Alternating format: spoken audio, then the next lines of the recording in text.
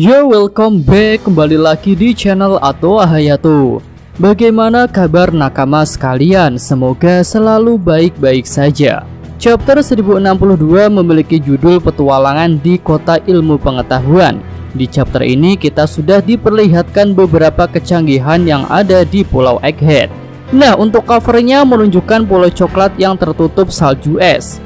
Ya, dari kekacauan yang terlihat jelas itu bukan fenomena alam biasa, karena tidak hanya bangunannya yang menjadi es, tetapi beberapa orang pun terlihat sudah berubah menjadi es. Di video yang lalu Mimin berpendapat jika Aokiji datang ke pulau coklat itu untuk menyerang markas Big Mom.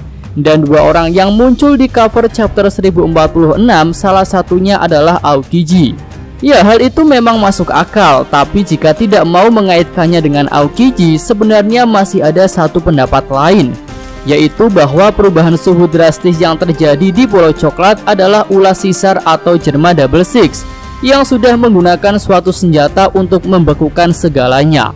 Tapi untuk lebih jelasnya, mari kita tunggu saja konfirmasinya.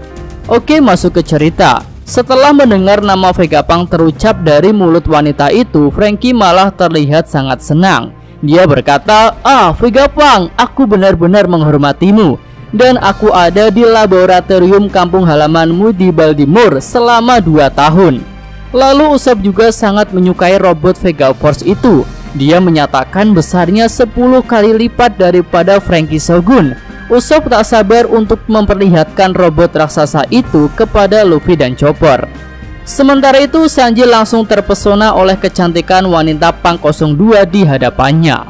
Namun Robin terlihat lebih cerdas. Dia berkata, tunggu dulu, aku tak pernah dengar jika Vegapunk adalah seorang wanita. Lalu dari segi waktu karir dan usianya sekarang, hal itu sangatlah berbeda. Nah, mendengar analisa Robin yang akurat itu, wanita Punk 02 langsung mengaku bahwa dia bukanlah Vegapunk yang asli. Dirinya itu hanyalah salah satu buatan Vegapunk yang bernama Lilith dan punya kode Punk 02. Nah, ternyata di sini Lilith punya tujuan untuk merampok kru topi jerami. Ya, kalau bicara tentang uang tentu Nami akan ikut campur. Nami pun bernegosiasi untuk mendapatkan tumpangan keluar dari perairan yang ganas ini. Tapi Punk 02 Lilith tentu tak mau tawar-menawar karena tujuannya di sini bukan untuk menolong, tapi untuk mencari uang dan barang rampasan. Lilith pun memperlihatkan beberapa senjata monster laut yang sudah mengepung kru topi jerami. Ukuran monster laut buatan itu terlihat sangat besar, bahkan lebih besar daripada robot Vegaforce. Nah, di sini bukannya takut, Franky malah terlihat sangat kagum pada beberapa monster laut buatan yang sudah mengepung mereka. Tapi untuk Usopp sudah mulai panik karena posisi mereka sudah sulit untuk melarikan diri. Lalu tak lama kemudian ada seseorang yang menghubungi Lilith. Dia berkata, Lilith, apa yang sedang kau lakukan? Apa kau menjarah lagi? Kau itu seharusnya punya kebanggaan dengan menjadi seorang ilmuwan. Tapi Lilith tak mau mendengarkan suara itu. Dia menjawab, diamlah Saka. Apa kau bisa menambah anggaran dengan kebanggaan yang kau katakan itu? Nah, di sini Saka itu adalah seboknya Vegapunk juga yang punya kode Punk 01 dan dia punya sifat yang menjunjung tinggi keadilan. Sementara Punk 02 yang bernama Lilith ini memang punya sifat kejahatan. Nah, selanjutnya Saka memberitahu Lilith informasi tentang kru topi jerami. Saka berkata, mereka itu bukanlah orang yang mudah menyerah dan ketahuilah saat ini mereka sudah diakui sebagai Yonko. Tapi Lilith yang jahat dan juga serakah malah beranggapan jika di kapal Yonko itu berarti menyimpan banyak harta karun yang bisa dia ambil. Dan lagi-lagi Saka yang sudah tahu siapa kru topi jerami memberikan Lilith peringatan. Saka berkata, Lilith, kau akan dalam masalah. Lihatlah, di kelompok itu ada pendekar pedang bermata satu. Dia adalah pemburu bajak laut Roronoa-Zoro. Posisimu saat ini ada pada jangkauan serangannya. Dan tentu dia bisa menghabisimu hanya dalam sekali serangan. Nah, di sini kita bisa melihat Zoro sudah siap untuk menarik pedangnya. Matanya pun menunjukkan sorot yang waspada. Kemudian Saka melanjutkan, lalu di kelompok itu juga ada anak iblis Nico Robin.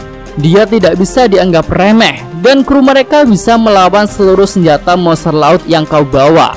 Nah, setelah mendengar penjelasan Saka, Lilith mulai bisa memahami situasinya. Dan ternyata di sini Lilith sudah lengah ketika melihat tingkah konyol yang diperlihatkan oleh Franky dan Sanji.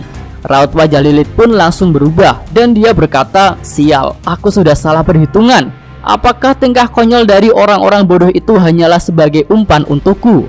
Ya, selanjutnya dengan tatapan dingin Zoro berkata, "Oi Vegapunk, aku punya suatu permintaan." Nah, permintaan Zoro di sini tidak disebutkan, tapi sepertinya Zoro meminta untuk diamankan dari lautan yang ganas itu dan dibawa ke markasnya. Hal itu bisa kita lihat pada panel selanjutnya, di mana Sokka berkata, "Tidak apa-apa, bawa saja mereka ke sini. Aku sangat tertarik dengan kelompok itu." Nah, selanjutnya kita berpindah ke lokasi Luffy. Di sini Luffy, Jinbe, Chopper, dan Bonnie sedang berusaha masuk ke Pulau Egghead. Di perjalanan Luffy berbincang dengan Bonnie. Luffy bertanya, "Apa kau sudah pernah datang ke sini sebelumnya?" Bonnie menjawab, "Ya, dulu aku pernah datang ke sini ketika masih kecil. Saat itu keadaan labnya masih normal." Lalu Luffy bertanya lagi, apa tujuan Bonnie datang ke pulau ini? Dan Bonnie menjawab dengan sebuah cerita tentang ayahnya, yaitu Kuma, yang sudah diubah oleh Vegapunk menjadi robot yang tidak punya rasa kemanusiaan lagi, bagaikan sebuah senjata hidup saja. Mendengar kata-kata robot, Luffy spontan berkata bahwa itu keren. Tapi akhirnya Luffy menyadari bahwa Bonnie sedang menceritakan sebuah kisah yang menyedihkan. Luffy pun akhirnya meminta maaf. Nah, setelah berjalan beberapa saat, mereka pun sampai di sebuah kota yang sangat canggih. Di sini Luffy dan Chopper langsung menunjukkan mata berbintang-bintang. Dan kita juga dapat melihat banyak sekali robot-robot, bangunan modern, bahkan kendaraan yang sangat modern. Dengan sangat terkejut, Luffy berkata, ada robot raksasa, monster luar angkasa juga ada, dan ada juga yang bisa terbang." Ya, di sini Luffy telah melihat banyak hal-hal yang keren. Tapi untuk Bonnie malah melamun dan ada panel box yang berbicara dalam hati. Dalam hatinya Bonnie berkata, "Aku bertemu Sabo di Mariejoa, dan untuk sekarang terserahlah." Nah, dari lamunan Bonnie ini dapat kita lihat ya bahwa Bonnie sudah tahu jika Sabo berhasil menyelamatkan Kuma dari Mariejoa. Lalu Mimin masih menduga nih jika Bonnie ini juga punya informasi tentang Im Sama. Bisa karena melihatnya secara langsung atau Sabo sudah memberitahukan informasi itu kepada Bonnie. Ya, menarik untuk dinantikan fakta itu terungkap. Selanjutnya Luffy yang sedang terkagum-kagum dengan robot-robot itu berusaha menaiki salah satu robot naga. Tapi Luffy malah masuk ke dalam mulut naga itu seakan mau dimakan. Tapi ternyata Luffy malah bisa menembusnya. Kemudian Bonnie melihat tumpukan makanan yang sangat banyak. Dua tukang makan itu bersama Chopper langsung melompat ke tumpukan makanan yang mereka lihat. Tapi ternyata itu bukanlah makanan asli, melainkan hanyalah hologram yang tidak bisa disentuh. Luffy yang sangat kecewa menunjukkan mode nikah abal-abal dan dia tidak tahu apa arti hologram itu. Bonnie pun menjelaskan dengan bahasa yang lebih mudah agar Luffy bisa mengerti bahwa hologram itu hanyalah sebuah gambar saja, bukan makanan asli. Akhirnya mereka baru menyadari bahwa barang-barang yang ada di sana kebanyakan hanyalah hologram. Sehingga tadi Luffy bisa menembus tubuh robot naga raksasa.